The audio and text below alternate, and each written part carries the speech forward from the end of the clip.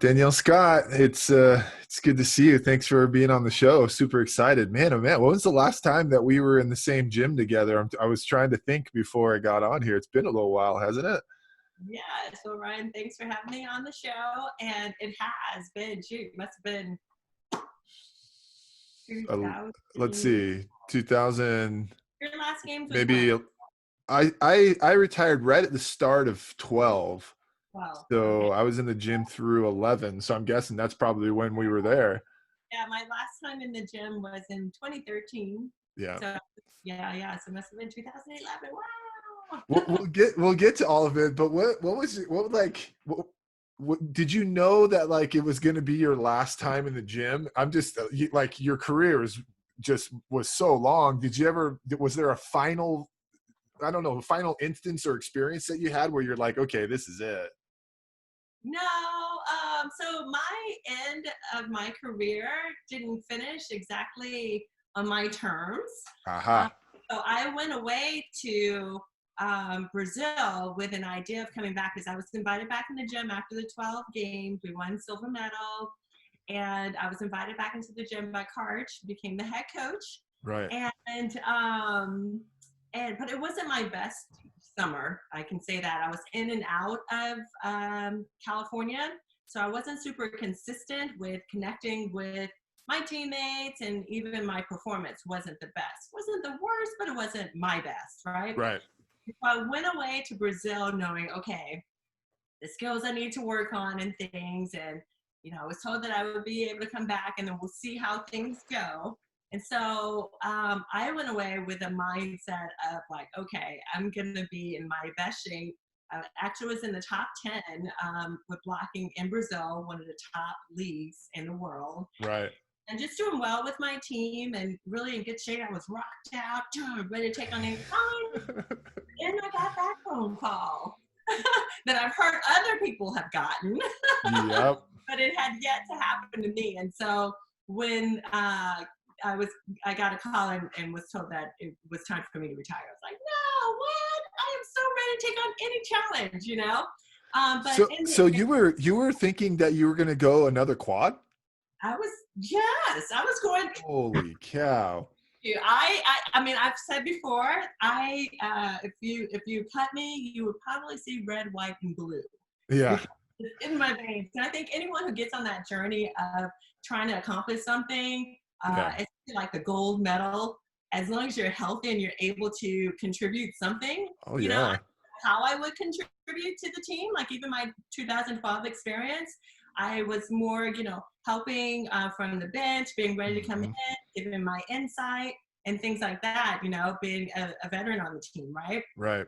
And so for the next games in 2016, especially with it being in Brazil, I Brazil, really want right. to make it there. Like I'm really well known there. It's like my second home away from home. I played probably 10 seasons there. I was like, oh, this would be awesome. I mean, if I'm wiping up sweat, and I earn my way to do that, you need a towel, girl. You need some water. I was really willing to help in whatever way, but the coaching staff decided to go a different direction, and you have to be good with that. I really resisted initially because I had in my mind what my plans were, but Right.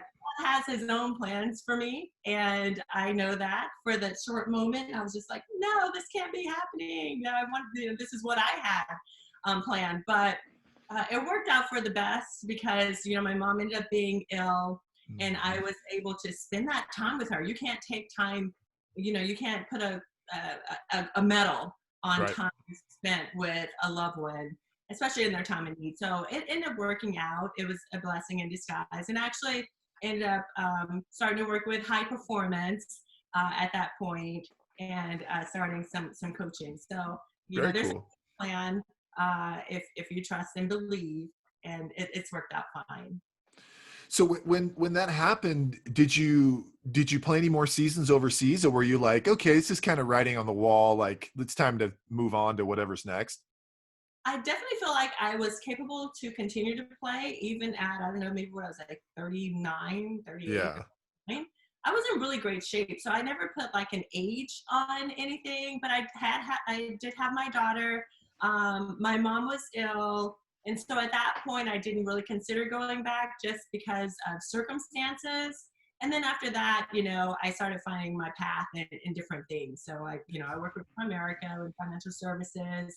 I do some coaching, do some speaking, and so it's all worked out fine. But I did continue to play in the PVL at the time, Uh-huh. uh, and then I played in the Opens. I was invited to be a player coach with the Hoosier Exterminators, who has a Wow. really good history with the Opens. They've won, I think, 5 times.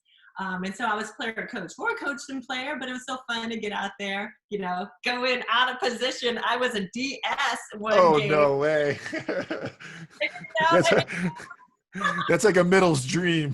so it was really funny because they served me the first ball, and I had a good pass. The second ball, Nice. I shanked it.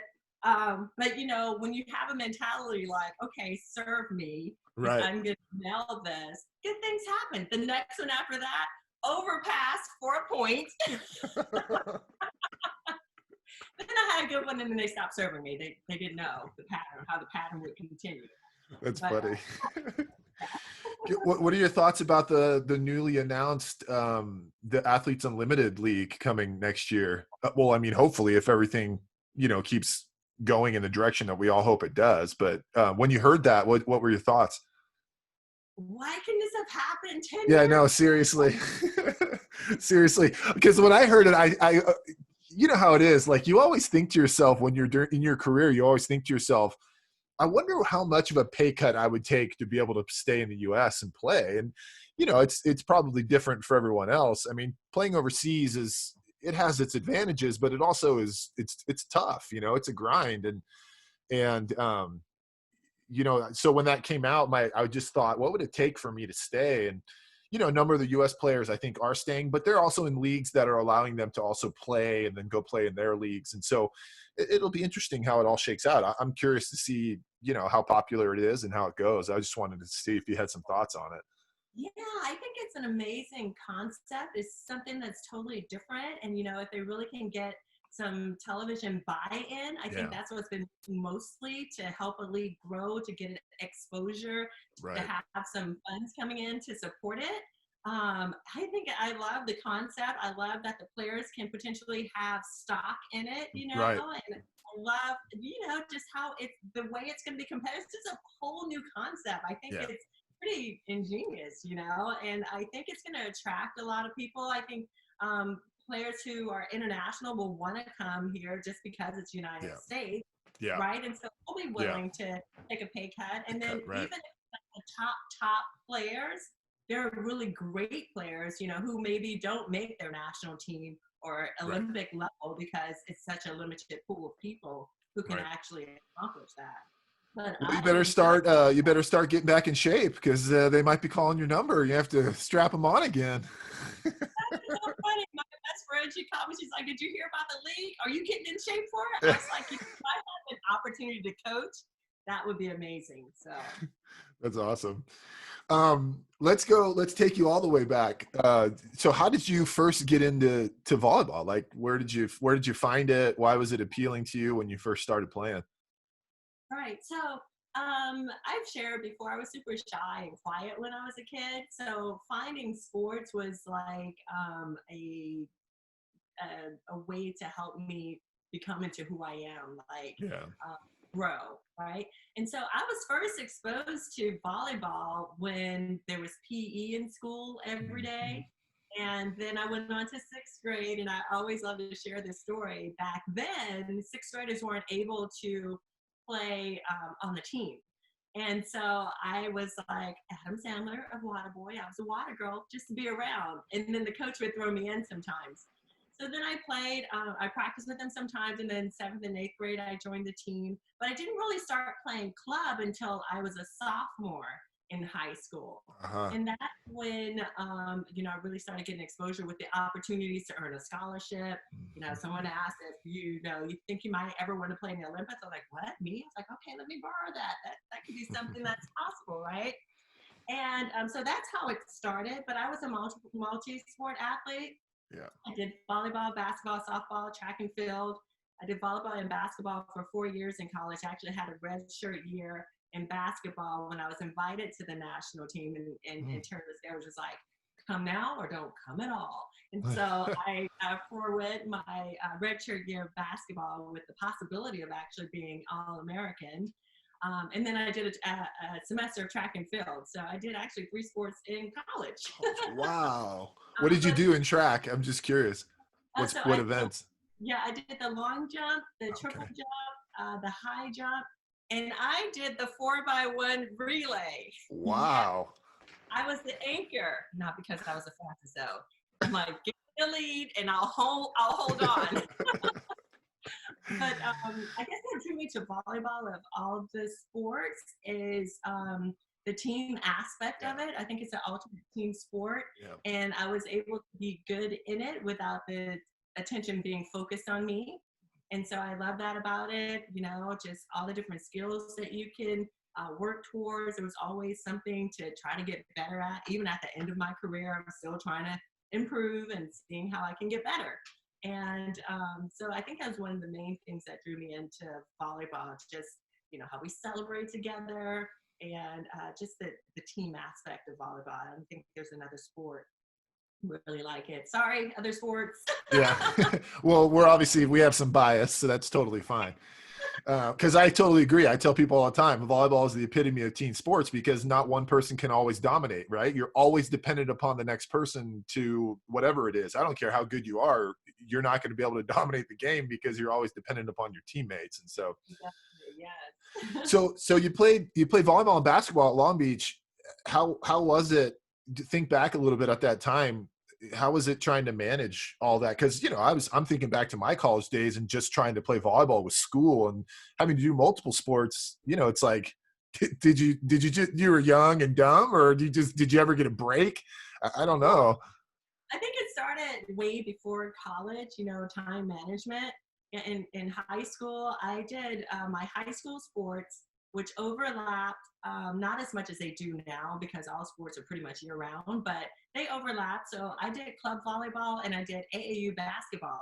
So I was always on the go. So I find times on the drive over when I was waiting for my mom to pick me up to do my schoolwork. And so that became a habit way before I got to college. So I already had that work ethic and system in place. Yeah. That's good because I don't know. To me, it would have been really hard to have managed all of that and still try to graduate and school, and they got sports and study hall and all the good stuff that go into volleyball. Right. Well, that's impressive. When I was invited to the national team, I still had a semester left of school to finish. Oh, wow. And so I we were at that time training in San Diego, Balboa Park. Oh, yeah. Do you remember? I remember. Yes. And so I finished up my last semester because I'm like, I am getting my degree. Now I'm going to finish now and not have to worry about going back. So my first part of the year with the national team, I kind of split. I was going to school at San Diego State.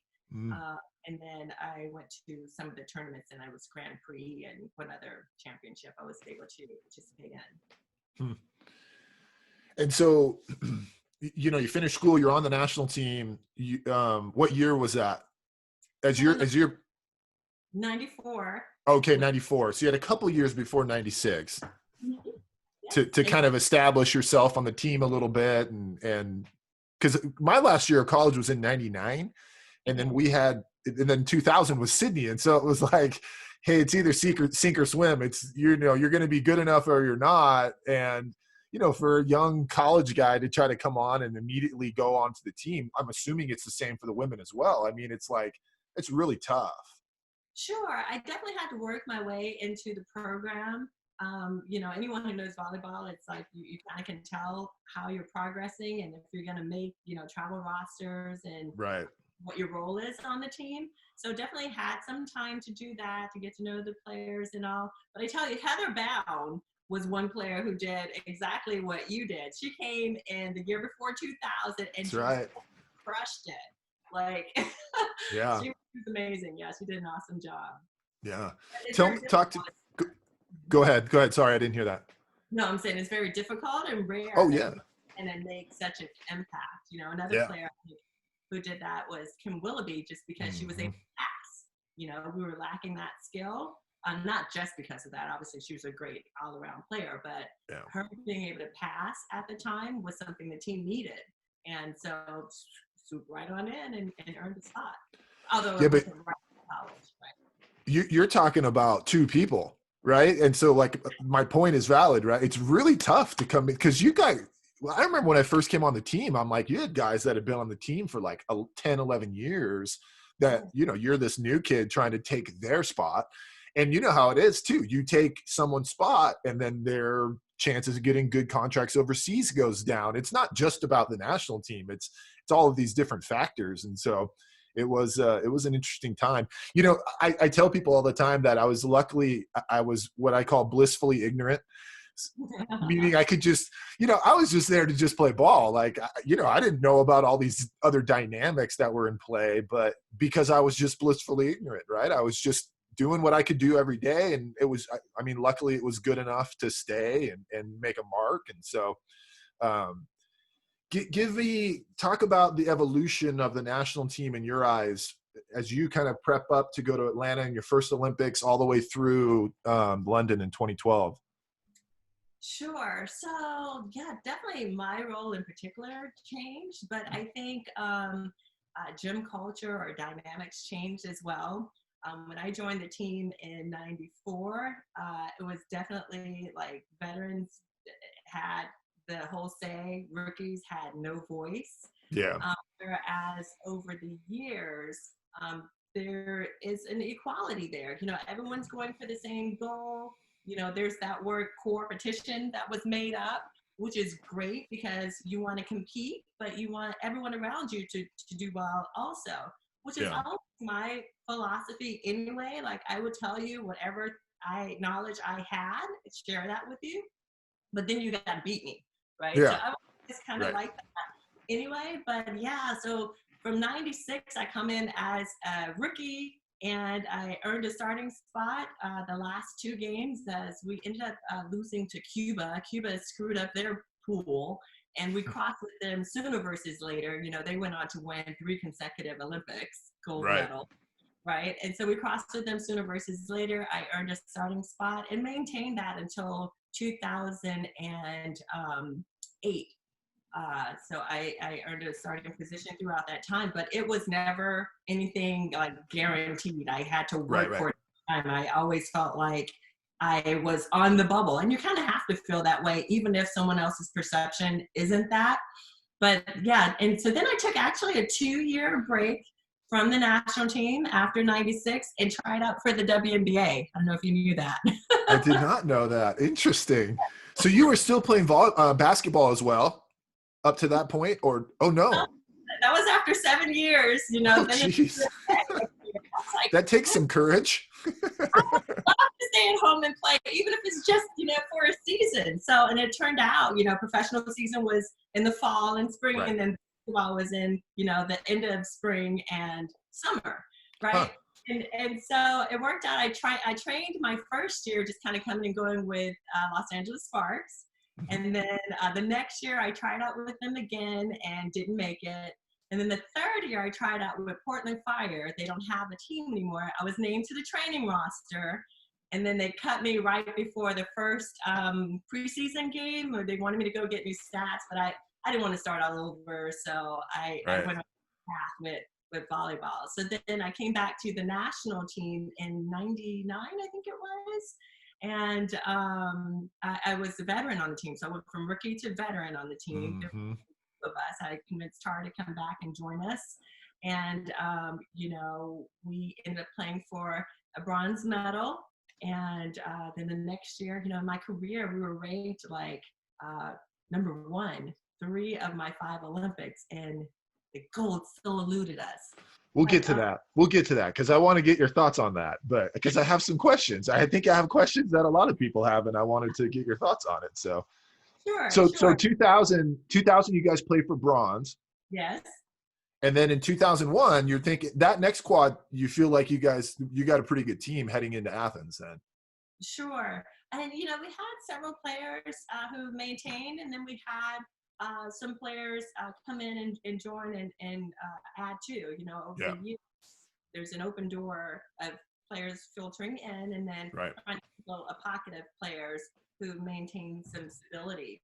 And so going into 2004, yeah, we done well. Our youth programs had done well, and so we were ranked number one. But you know, some team dynamics happened and appeared exploded at the wrong time, and we weren't able to be successful. And that's the same for '96. You know, we were ranked number one. Some team dynamics happened, and we weren't able to be successful.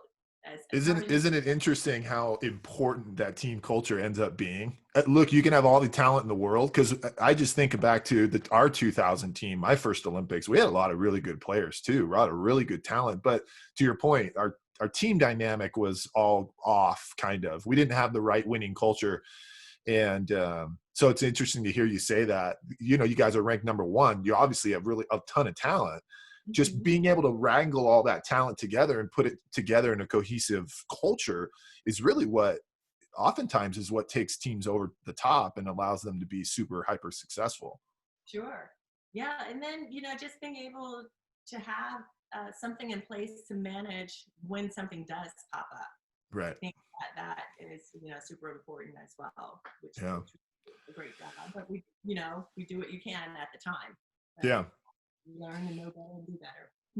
So after Athens, you know, you don't quite do as well as you think you probably could have. Going into the next quad towards Beijing, what's the feeling on the team at that point? Because again, you've got some veteran players, you probably got some new talent again mixed in there.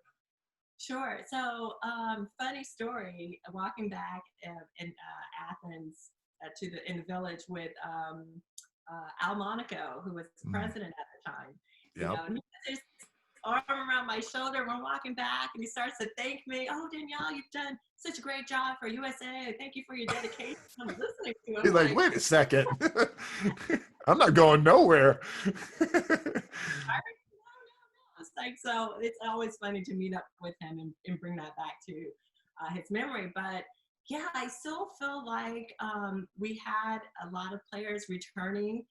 That group of players had a fire in them to do something more, and just feeling shortchanged on how we finished, you know? Yeah. And yeah, so we had a great core group of people returning.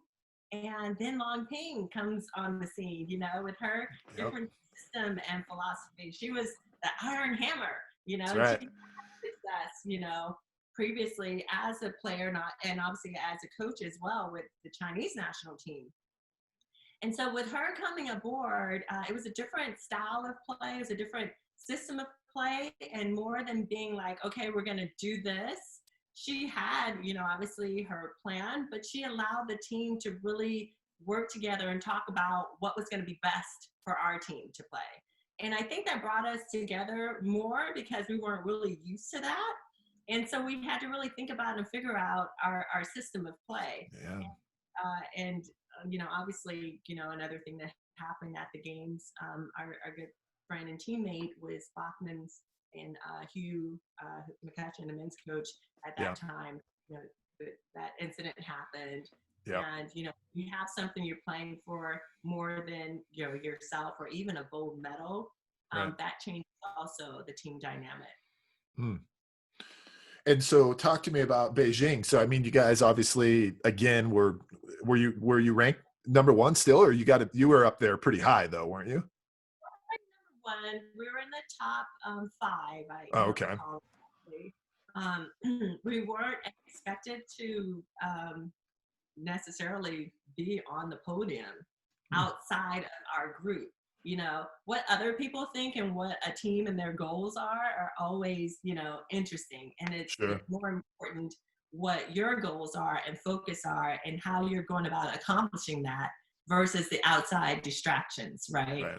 So there was definitely a pivotal turning point in those games when we were playing against Italy and we were down and it was to go on to the next rounds or not. And I remember being at Yes, and Lindsey Berg came in with a jump serve. You know that is a difficult serve to master and be consistent at it. Right. And we just came together as a team and like, it is not going down like this again with this type of resolve. And we were able to come back and win that game and then go on to play for the gold, ultimately winning the silver. Talk to me about that match, because I remember watching that match, and I remember, and it would be good to get your thoughts on this, because I don't think I've talked to anyone. I definitely haven't recorded anyone talk about that match. But so you guys come out and you're just on fire. Like, I mean, you just blow away Brazil in the first set. If I remember right, it was like 25-17 or something. I mean, you couldn't do anything wrong. I was like, oh, this is going to be a blowout. They're going to destroy these girls in 3. This is what I was thinking.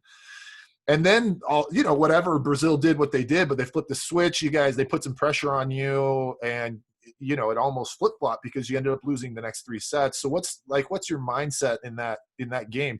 Is it rough that you guys won the first set the way you did? Because do you feel like possibly threw it into cruise control where you didn't press as much? Because what's interesting about that is if you look at our match, Brazil blew us away the first set. And we ended up losing the first set, and then we go on to win the next 3. So it was almost a complete flip-flop. I'm just curious at your mindset on that team during that match. Like, what were you thinking during that match? Right. So I think you're referring to the 2012 games. Oh, was it the 2012 games? I was thinking that was the 08 games. That was the 2012 games, and we were ranked number 1, and we did blow them away. Got it. And we'd had success with them throughout the quad. Yeah. And it was just like, we're about to get our gold medal, right? I think the difference is Brazil had matches, and in particular one match against Russia, where they ended up winning, I think 31-20, 29, something outrageous in the 5th set. Oh, wow. So they had that they were drawing from, and we had mostly matches we kind of cruised through. While I don't think at any point we're, sitting back with like, we're chilling with, on the beach. Right. We prepared well. We thought we were in a good place, that we were, healthy enough and able to win the match. And they just made some adjustments that we weren't able to. And I think that's the biggest thing. They made some adjustments and we weren't able to adjust. And then not having been challenged in that way was not an advantage for us, So Got it. while we have been in that spot and fought through it, we have been like blowing people away basically throughout quad, really. Wow. Okay, so that was 12. I got my Olympics mixed up. So talk to me about the gold medal match in 08, because obviously you had never been in that match. No one on that team had been in that match, and so talk about the feeling of the team going into that game. I mean, was there a hopeful optimism? Did you guys feel like you were ready, or was it something else? Yeah, definitely. As we continued to play throughout, and we were playing each match, we thought definitely we could beat them. We had had success against them before. I think you're playing against Brazil again, right? Against Brazil again. Right. Those Brazilians. Yes. But I think a lot of times you can prepare, you can work hard, you can do your best, you can like visualize and put yourself in a situation, but sometimes it just comes down to that day, who was better that day. And I think in that case they just was better than us that day. So sometimes it's a matter of just a couple of points, and that's the difference. Yeah, I think we've all been there where it's just a couple points one way or the other, and maybe we're having a completely different conversation. So I want to get your thoughts on this as well. So 08 happens. You guys win the silver. We won the gold. And then you're going into the next quad into London, and you guys have a big shift because now you've got Hugh at the helm. Talk to me a little bit around that process and transferring to Hugh's kind of coaching style. And obviously he and I go way, way back. I mean, he was my coach when I was 17 when I first came to BYU. So we've got this like long tenure of experiences. But give me your thoughts on how that went down, having a new head coach. Well, each of my quads, I had a new head coach. So you were used to it. But super excited because we've got a coach who's just come off of a winning quad with the men's team gold medal that continually eluded us. And so super excited that he was the coach. I guess the hiccup for me is that, or hiccup or not, blessing for me, I took time off to have my daughter. So I played a bit of the first summer, and then I took most of 2010 off. I only came back to train a little bit so he can see me and know that I was still interested, and he was gracious enough to allow me that opportunity. And then I went off and worked hard and got back to training, but super excited that Hugh was a coach, to learn more about his system. Brought in a sports psychologist to work with us, just a lot of different things that, again, help to build culture and things for our team, and to help us on those moments where in the past we may have not had the mental tools to be able to deal with different situations. Yeah, you hit on two things that I would say Hugh is Hugh, in my perspective, is masterful around. One is creating a really solid team culture, which is a huge deal for him, because he, the way he kind of put it for us in 2008 is he knew we weren't going to be as fast as Brazil. We weren't going to be as big or strong as Russia, but we were going to be the best team. And typically the best team ends up winning when there's those hard times, as you've talked about. He was really good at solidifying kind of that team culture. And then the system aspect is massive too in the sport of volleyball. Like when you can default to your system during hard times, and you have the confidence that your system is the right system to be playing, it's such a huge advantage. And so you kind of touch on those two things, and it was no wonder you guys had so much success during that quad, because you had the talent, you're putting the team culture together, and now you've got, this high quality system to fall back on. And so it's no wonder why you guys were ranked so high during that time. Plus, you had a good team as well, of course. So.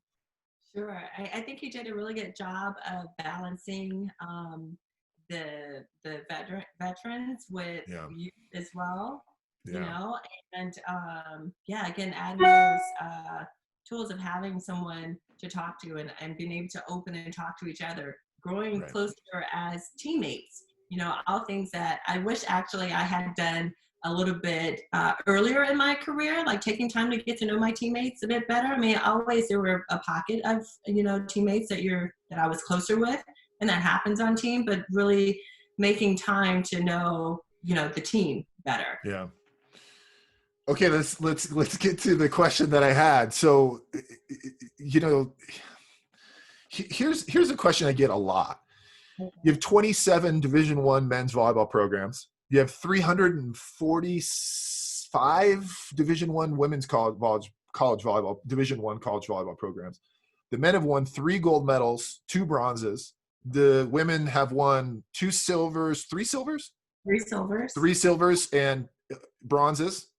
And 2 bronzes. So the question then becomes how, first of all, because you guys are drawing from a much larger talent pool. And then the second question, so give me your thoughts on that. And then, because I have my own thoughts, but I'm curious to get your thoughts on that as well. And then give me your thoughts on what in your eyes, what it's going to take for the women to go into Tokyo feeling confident to eventually get over the hump and deliver on achieving that gold medal. So your first question is, why is it with such a large pool of athletes, have we not been able to win a gold versus the men with a smaller pool? Correct. I think that ended up being super relevant.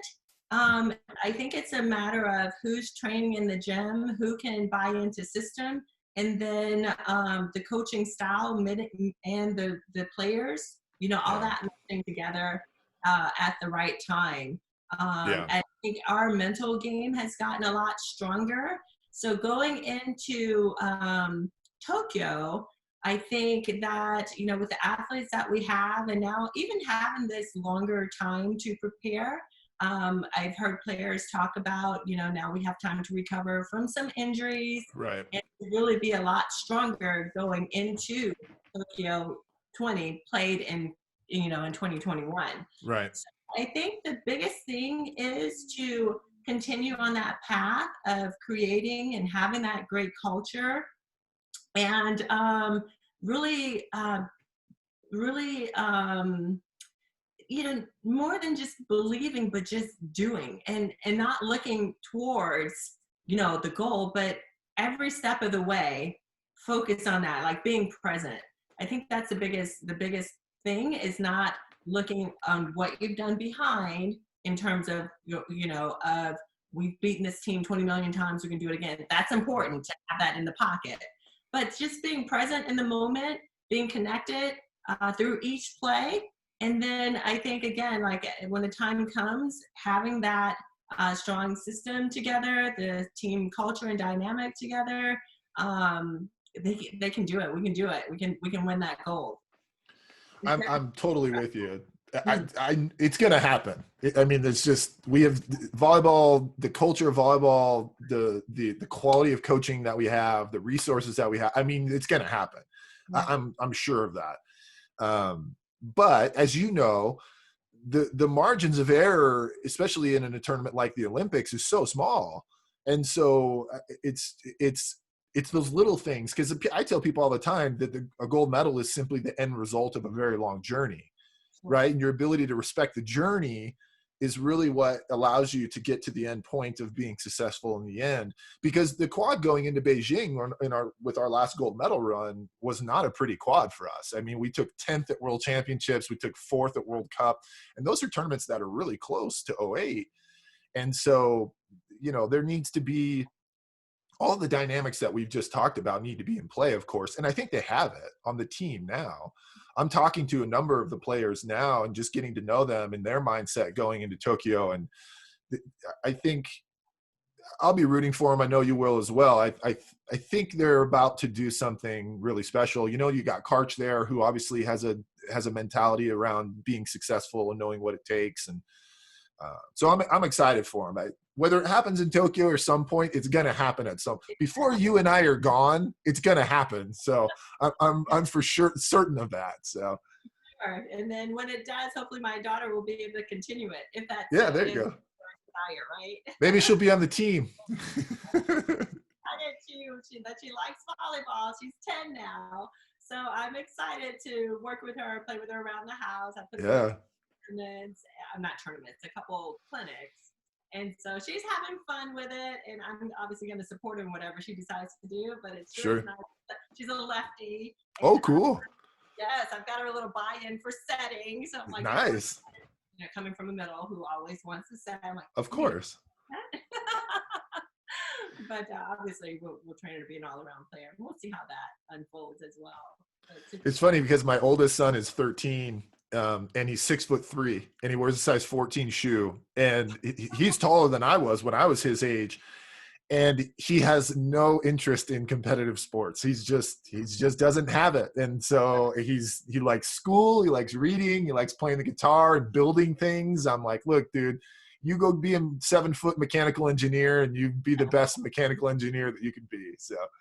Yeah, well, I'm super blessed with my daughter too. She's well-rounded. I'm exposing her to a lot of things, so she enjoys ukulele and piano. She Nice. does the dance and drama, and then she does soccer and basketball team sports as well. So yeah, so we'll see though. So she's got a lot of options to decide which way she wants to go. And plus, you know, she's a pretty smart kid as well. You know, she actually took the PSAT.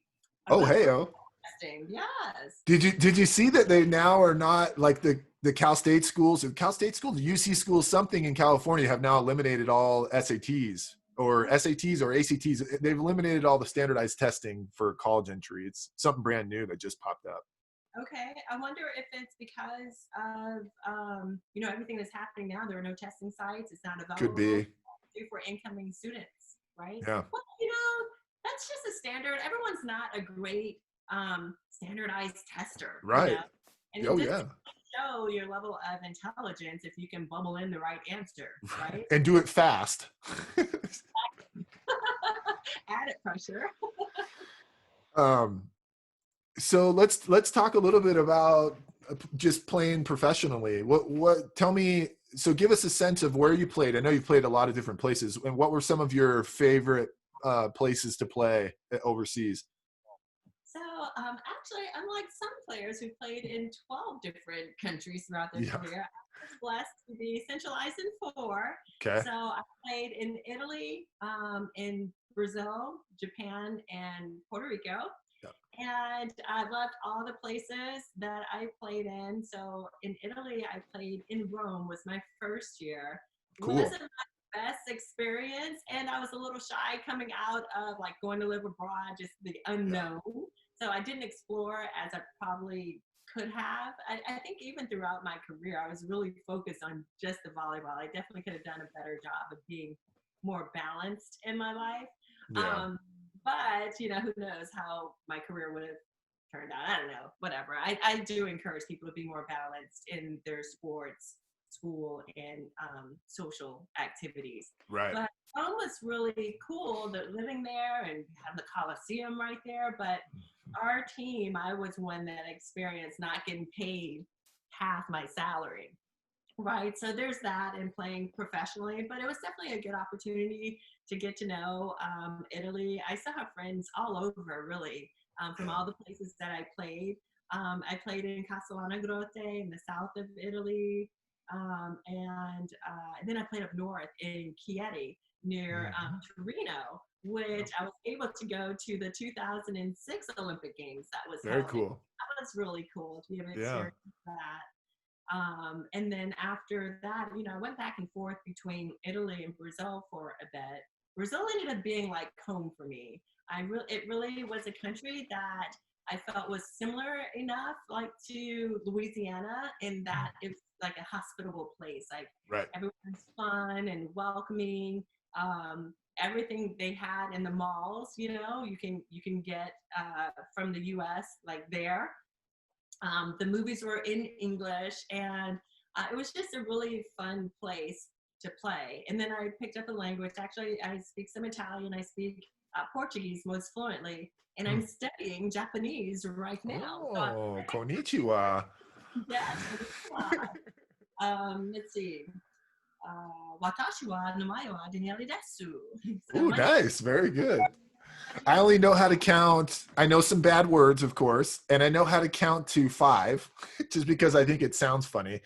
And and then I know all the normal, like, greetings and things in Japanese. So. Yes, but you know how it is playing when you're on the national team. You're in Japan a lot. I mean, like, you're in a quad. You could go to Japan 10 times maybe, because there's so many tournaments that are going on there. I tell people all the time that outside of the US, Japan is probably the country I've visited the most, just because of all the tournaments that are played there.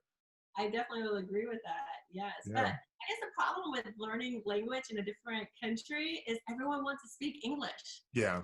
Right. But I like language, and I like to be able to communicate. So and with the games being in Tokyo next, I was like, I got a year. Shoot, I'm going to learn how to speak Japanese, like really try to be conversational with it.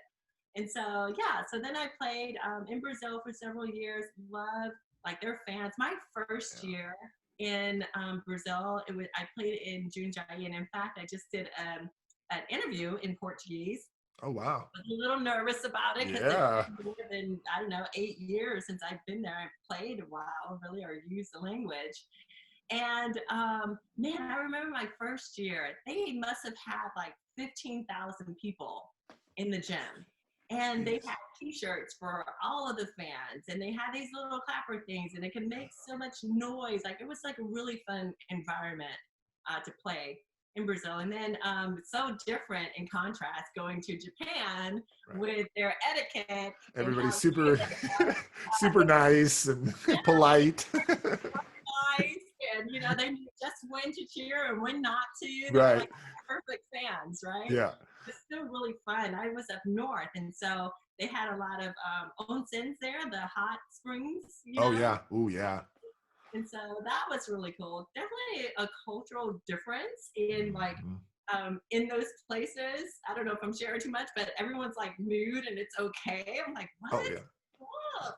Yeah. Interesting. I'm gonna walk with my towel. I don't know how comfortable I feel about this, but really had some great times and good memories, throughout my career. And then the one year, I decided I was going to stay after in Brazil because I had a great church family there, and I was just Oh going to hang cool. out and chill. I was invited to play in Puerto Rico. Now, all the other years, I was like, I'd love to finish my season and go play in Puerto Rico. No opportunities. Like, there was no space for me. And Right. this one year that I decided to actually stay, I was invited to Mayagüez, and we My actually was won it. the championship that Oh year. So cool. great year to be invited and go. Alicia Yeah. on the team, and yeah, so it was a great year. I also played a year in Puerto Rico as well, and what I loved about it was uh, so I went there as a middle, of course, but they needed me to pass and hit out of the back row, which to me was like, so I would go back and serve, and they're like, just hit your jump serve as hard as you can. It's Puerto Rico, So I hit my jump serve as hard as I can. I'd play defense. Our libero would stay on the bench, Mm. and then he would come back in when our other middle came in. But for me, I would pass and hit out of the back row, and so I was like, this is awesome. I remember the first match we were there. I I, I think I had like 32 kills in the middle. Because I was also hitting the pipe, the bick, and then hitting out of the back row a little bit as well, and still blocking and hitting in the front row. And so I was like, man, this is going to be a blast. And it really was. So coming from old school, before pre-libero, Yeah. I was trained to play all the positions. Right. So on all of my teams, I was able to, if something unfortunately happened, I would be able to play on the right side. I play on the left side. I even played against Cuba on the left side, national team, yes, and we won. Hey-o. What year was that? What year was that? It was before, it must have been like 2000, maybe 7. It was still when they were good. Oh, wow. Yeah, they were still good. Man, oh Yeah, man. yeah. And then I actually hit out of the back row a slide. So in the deep position or the red position, Right. with to the right back, I Right. would hit a slide, one leg takeoff out of the back row. So Really? yes, I Huh. really enjoy that. It was more on my international teams playing professionally. Yeah. I was utilized that way with the national team. Only in 2001, that was the first year or second year of the libero, I think. Was it as fast as a regular slide? It had a little bit of loop to it, Yeah. but it was pretty fast. It kind of Huh. depended on how fast the play was, but yes, and it was definitely inside the 10 Yeah. split on because I could jump and reach and off one leg, It Yeah. was Wow. That's pretty cool. When you think back on your Hall of Fame career, no one's ever played in 5, so you're at the pinnacle. Um, what were some of the biggest lessons that you learned, you think, either just about life, about yourself? What would you say? I think for me, I guess having such a long career was my ability to be fluid and flexible in terms of learning how to adjust to different coaching styles, Yeah. living in different environments, and even culturally. I think those were the big lessons in being able to do that well. Being able to connect with different generations was important. So not Yeah. being limited to just, I guess, my age group. But for me, really most importantly was maintaining my faith and spirituality, Hmm. right? I think that being the most constant in my life helped me through any difficult times, anytime I had doubts or didn't feel like, I was enough or if I could make it or do it. Having my circle of prayer warriors around me and being able to go to the Bible and find verses and read scripture on really, that's great that you're doing that, but this is who you are in me. Hmm. Really what's important then, and it's really important now in my life as I've faced several different challenges since the time of retirement and transitioning and losing my mom and then my grandpa and uh, being injured a couple years ago from domestic violence attack, So I think my faith in spirituality is really important in my life in general, but definitely helped sustain me throughout my career. Yeah. Tough to do what you did without a really firm foundation. And it's so, it's great to hear. And the chameleon aspect is one that I can greatly admire and I understand, because it's totally how it's every year, who knows, you're switching teams, you got to go to another country, and you get, like you said, you get a new coach every quad. So it's like, all right, I got to adjust or else I'm not going to be able to do this. So that's well said. Well, but not even or else. It was like I was excited to learn and do and be challenged to be better. So right. I think when you look at things with an aspect of this is going to be good for me, this is going to help me to be better, and now I can help my team be better. That's a better way to look at it, rather than like, if I don't, well, this will happen. If you look at something in a more positive way, which has been my philosophy too, smile through difficult times, work 100% for the Lord, then you're going to get, really good outcome from it. Yeah. That opportunistic mindset versus the pessimistic mindset is huge. Yeah. Okay. So let me, I'm going to ask you just a couple questions, and then these are, short answers as well as you can, you know what I mean? Just some fun stuff. Okay. Okay. What's one or two things that a lot of people don't know about you? One or two things that people don't know about me is maybe that I can draw.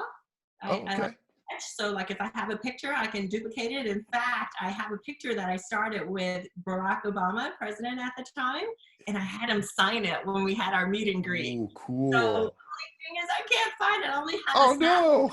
I know I have a picture that it's signed that I had started, but I don't have the actual picture because my house flooded and things. So unfortunately, I don't have that. But that I like to draw.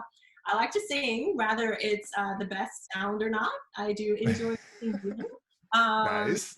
Yeah, so I guess those are the things. And I'm taking piano. I don't know if people know that. I started taking piano lessons with my daughter, so that's been a fun thing that I can enjoy with her. That's cool. And you're trying to learn Japanese, so that's cool too. No, I am learning Japanese. I am learning Japanese. I like that. Okay, this one might be the toughest of the whole thing. Okay, you got to name your U.S. team. So who are you picking all time? 7 players. Who's your all-time team? This is a hard one, I know. Any generation, and the player is at their top of their game. So they're at their peak performance. Who are your 7 players on your team? I do such a horrible job with this. It doesn't mean that you're leaving out anyone else. You're just saying, if I had 7 players, here's what I'm going to pick. I'm going to pick these 7 players. So let's go with the setter first. Who are you going to pick for your setter? All-time setter. Oh my gosh. I don't know. Maybe I'll pick Fafone. She's also done 5 Olympics. Yeah. That's a good pick. But I'd also pick Robin Amos Sanchez. Yeah, no, you can't do that. That's cheating. That's cheating. Okay, who are your outsides? Who are your 2 left sides? 2 left sides. Remember, everyone's at their peak. They're at their top. Okay. I would pick maybe outside. Maybe Artemanova. Okay. And I'll go with Flo Hyman. Oh yeah, that's a good pick. Yes. Yeah. Just got her all-time great award, so of course. That's really cool. I'm on her team, rather. Okay, who are your middles? Now you can be self-selective. That's fine. I gotta include myself. I like it. You wouldn't be a competitor if you didn't put yourself in there, unless you were like some super humble competitor. But okay, who's the other middle then? The other middle, I will choose Carvajal. Oh yeah. From Cuba. Yeah. Good one. Yes. Okay, who's your right side and your libero? Right side. Right side. I would have to go with shoot. Maybe. Oh, there's so many good. All the positions. There's so many good athletes. I know. I Um. said this is going to be the hardest question. So, Yeah. So I would choose Gamova. okay. Gamova. Yeah. Destiny Hooker. Yeah. Um, Either of those would be good. Shayla Okay. Who's your libero? Libero. Libero. Stacey Sikora. That's my girl. Think about how good that team would be, by the way. If you actually had those players all playing together, that would be scary. Whew, Wait, that would if be we scary. had players with a good like culture and Yeah. team Yeah. Yeah. dynamic, Yeah. Yeah. Yeah. all that stuff in place, because Totally. otherwise, who knows how that would go. Okay. Here, I'll give you some easier ones. Name a Well, yeah, movie. Yeah. Name a movie where you teared up. shoot, most movies with any type of drama, I'm just a crybaby. Like, maybe that might be something people don't know about me. Like, I You're a have crybaby. that I'm known for, but I'm really sentimental and I feel with you. I Yeah, got it. Okay. yeah, Okay. So the answer is there's a lot of them. there's a lot of them. Okay. Dream vacation. Where are you going? Dream vacation. Well, I guess there's a couple types of dream vacations, but just places that I haven't gone before. I'd love Yeah. to go to Africa. I haven't been there, so I'd love to spend time in like Dubai, like Oh yeah. that place and culture. Yeah. And then just somewhere in the Caribbean, chilling, Yeah. some island place. So yeah. There's all good ones there. All good ones. If you never got into volleyball or basketball, because that would be an easy out for you, or basketball, what would you be doing right now? I didn't do any sport. You mean like any sport? Like, You could pick another sport, I guess, but because well, I think now, not back then, I think I would love to try my hand at tennis. oh I'm yeah. horrible at it. I mean, I can put on the skirt and like try to look. I like tennis too. I think it's a phenomenal sport. Yeah. It's such a great spectator sport. Have you played pickleball? I haven't, but I've seen it. Pickleball is super fun too. I feel like it's a little bit, I don't want to say for sure it's easier than tennis because you have such a smaller court, but I feel like for us, kind of taller people, it's kind of nice because you can kind of be everywhere and, you can chase down everything. And tennis is like, the court is like twice as big. So it's even harder. It's a lot more technical, I feel like. So you should check out pickleball. It's pretty fun. Yeah, I actually watched some videos the other day, and it's pretty interesting. Yeah, it looks like it's a fun sport. Yeah, it You think is. you're gonna pick someday? I don't know, probably because it's growing in popularity to a great degree. I think you could see, shoot, if I can watch cornhole on ESPN, pickleball is going to be on there at some point. So the other day I was watching the cornhole world championships. I'm like, this is on ESPN, but I can't get volleyball anywhere. So not to say anything to our cornhole people out there. I like playing cornhole too, but it's anyways. That bias again coming out. Totally. Okay, these ones might be a little tough, but I'll dig in here. What's a trait that you most dislike about yourself? A trait that I most dislike about myself, I guess sometimes I overthink things. Okay. Yeah. Overthinker. I can relate to that. Yeah. How about the trait you most dislike in others? Is there anything that just kind of drives you crazy a little bit? You're like, ugh. That's really a tough one because of my personality. I try to have grace in whatever that might have bothered me. I guess if someone's not honest, that would bother me. Yeah. Like if you're like just not being honest in my face, like, and I, that's just not cool. Yeah. So Totally agree. Okay. Okay, let's do just really quick some word association. So I'll say a word, and you just tell me what's the first thing that comes to mind. Okay. We've slowly shifted this show into a psychological evaluation of Danielle Scott. Okay, let's see here.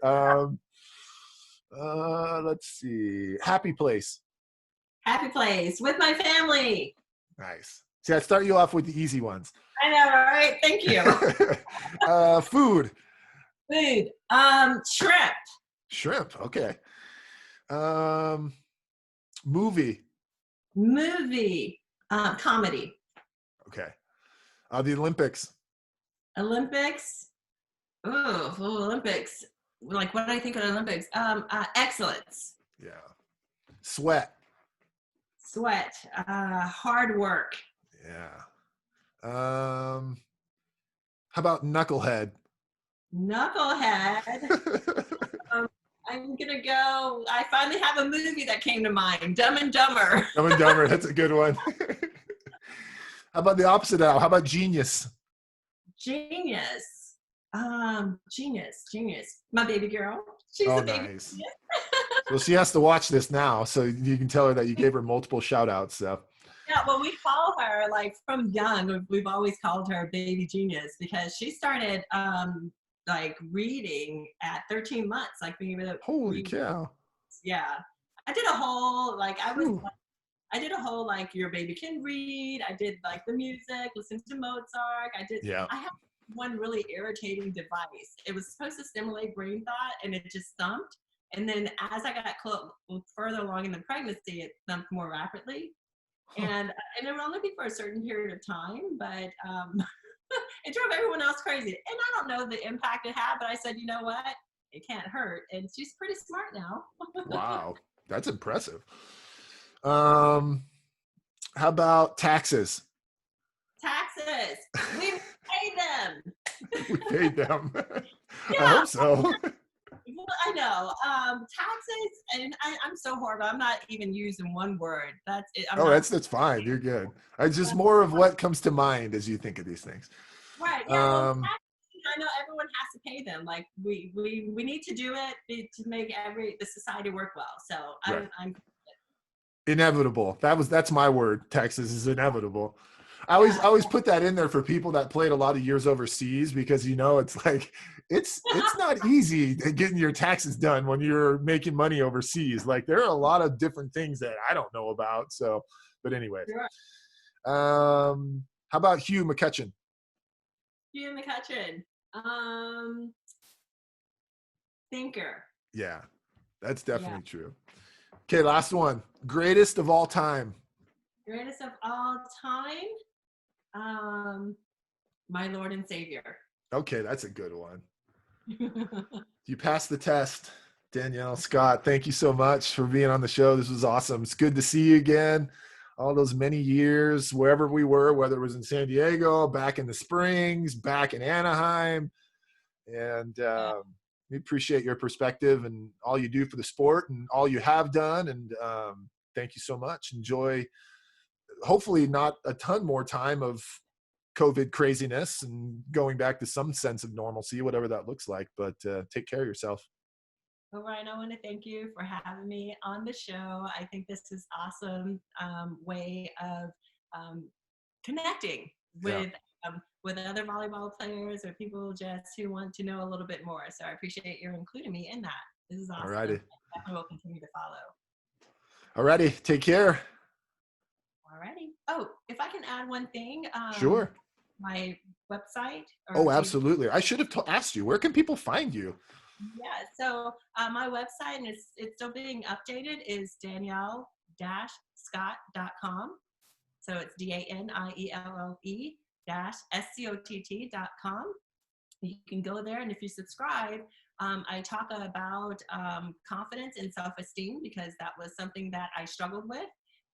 If you subscribe, you'll get like 2 free downloads and my TED Talk, Awkward Being Power. And also with Instagram, it's you can just look me up. I think it's Danielle02 Scott is Instagram. And then for the Twitter is D Scott Ahuda, ARRUBA. So, Very awesome. cool. Thank Thanks you. so much. Take Okay. care. All Bye-bye. right. Bye.